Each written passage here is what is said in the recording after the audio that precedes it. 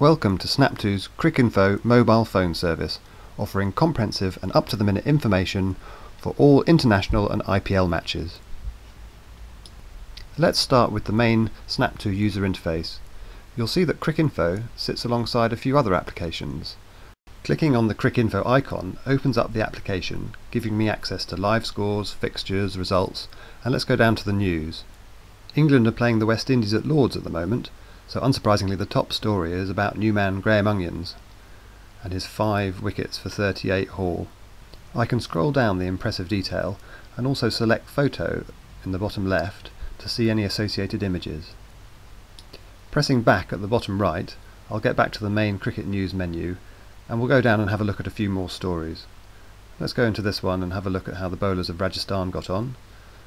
Click to get the main photo, go back and then down one more and we'll have a look at this story, and it looks like there's a great photo associated with this one. Let's have a look at that. Very nice. And I think that covers the news, so we'll go back and start to look at some other sections of the application. At the heart of the Cricinfo application is the live scores service. It's a busy day of cricket. Apart from England versus the West Indies, we've got a full day on at the IPL, and Pakistan are playing Australia in the 2020 at the end of that series. On this live scores summary page, you'll see that the current innings is at the top, marked in red, and any previous innings shows below that. If I open up the England-West Indies game, I get to a match summary. At the top is the option to go into the ball-by-ball commentary, which we'll come back to. Clickable options below this are the current innings score, the current batsman, the current bowlers, the last fall of wicket, and then below that previous innings summaries. I'll click on England's first innings and I get options of batting, bowling and fall of wickets. I'll select batting and get to a complete scorecard. Here's Bopara, the batsman of the day. I'll click on him and get to a summary of his activity. Navigating back to the batting screen, you'll see at the top I can scroll right to the bowling tab. Here is the summary of the bowler's activities, and I'll go down to Fidel Edwards, who had a great day, and go in and have a look at his stats. And there you have it, 6 for 92. Very impressive. Okay, I'll scroll back and back again. Now on the match summary I'll scroll up and have a look at the West Indies first innings. I'll have a look at the fall of wickets page. Here you see the total team runs and the over in which the wicket fell.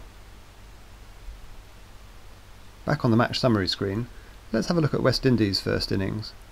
I'll go into the bowling section and I think I'll admire Graham Onions' debutante performance. There we are, great stuff.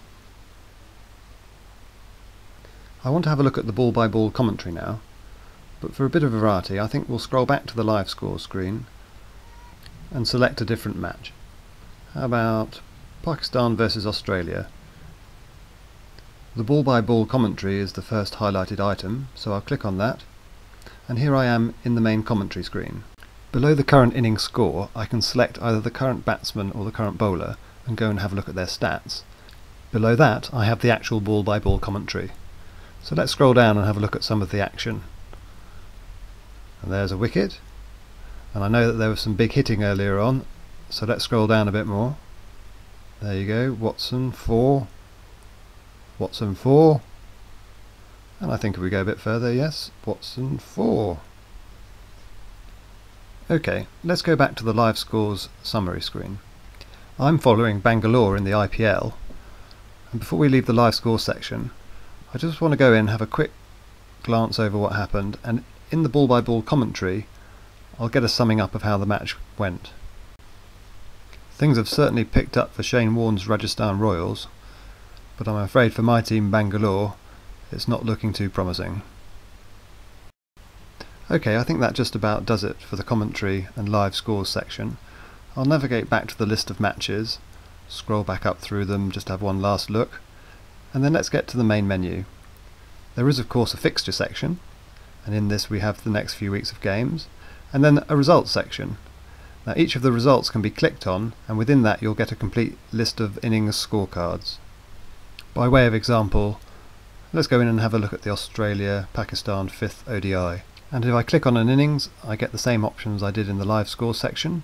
So selecting batting, I get the scorecard, and as I scroll down I can see how all the batsmen performed, and at the end I get a list of those that did not bat.